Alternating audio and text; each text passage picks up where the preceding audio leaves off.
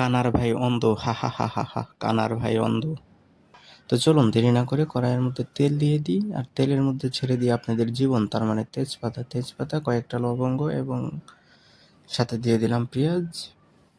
পেঁয়াজটা মোটামুটি ভাজা হয়ে গেছে, ভাজা হয়ে যাওয়ার পরে দিয়ে দেব আমি ভিজিয়ে রাখা ধোয়া ভালো পরিমাণ চাল, কারণ আমরা এখানে খাবো তিনজনের জন্য আমি এখানে দিয়ে দিয়েছি প্রায় 500 গ্রাম প্লাস চাল। সেগুলো ভালো করে ভেজে নেওয়ার পরে কালকে রাত্রে ভিজিয়ে রেখেছিলাম ছোলা বুট, এবং কি সেখানে কেটে দিয়েছি গাজর, সেগুলোও সেখানে ভালো করে ভেজে নেওয়ার পরে দেখুন জাস্ট কালারটা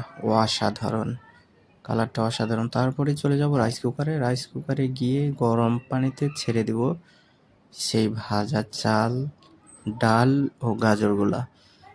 সেগুলা ঢেলে দেওয়ার পরে নেড়ে দেওয়ার পরে ঢেকে দিব ভালো করে। ঢেকে দেওয়ার পরে রেখে দিব 30 মিনিটের মতো।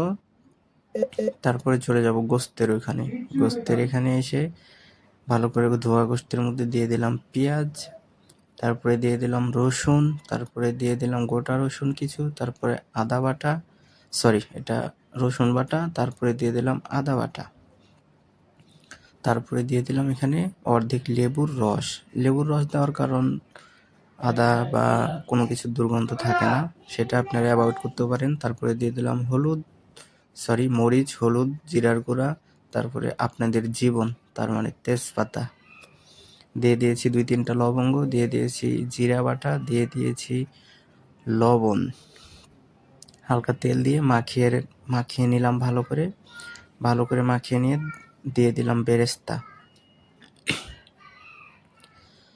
বেরেস্তা ভালো করে দিয়ে আবার হালকা একটু মাখিয়ে নিয়ে ঢেকে রেখে দেব 30 মিনিট রেখে দেব। এদিকে রাইস কুকারে আবার গিয়ে দেখুন পোলাওয়ের কালারটা জাস্ট অসাধারণ হচ্ছে, আর একটু টাইম লাগবে।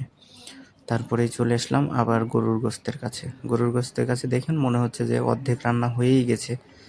তারপরে চলে গেলাম চুলায় বসিয়ে দেওয়ার পরে জাল ধরিয়ে দেওয়ার পরে এটাকে কষান করব।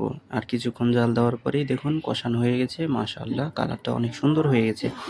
কালার সুন্দর হলেও কোনো কিছু করার নাই, সেখানে আমাকে আলু দেওয়াই লাগবে, সেজন্য আমি প্রায় 2-3টা আলু কেটে দিয়েছি স্কোয়ার সাইজের।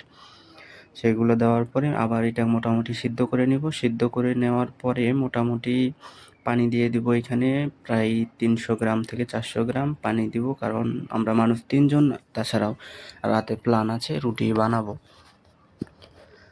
তো দেওয়ার পরে মোটামুটি ভালোভাবে জাল দিয়ে গোস্ত আলু একবারে 100% সিদ্ধ করে নিব, সেই জন্য অনেকক্ষণ ঢেকে রেখে দিব প্রায় 30 থেকে 40 মিনিট। তো দেখুন মোটামুটি 20 মিনিট জাল দেওয়ার পরে অসাধারণ কালারটা, এইভাবে ফাইনাল লুক। এদিকে দেখুন পোলাওর কালারটা অসাধারণ, শুধু দেখতেও অসাধারণ না, খেতেও অসাধারণ। তো বিসমিল্লাহ বলে মুখে দিলাম, খেতেও অসাধারণ হয়েছে। তো আর দেরি কিসের, দেখিয়ে তো দিলাম, বাসায় ট্রাই করুন, আপনি না পারলে আপনার স্ত্রীকে দিয়ে ট্রাই করান। ধন্যবাদ।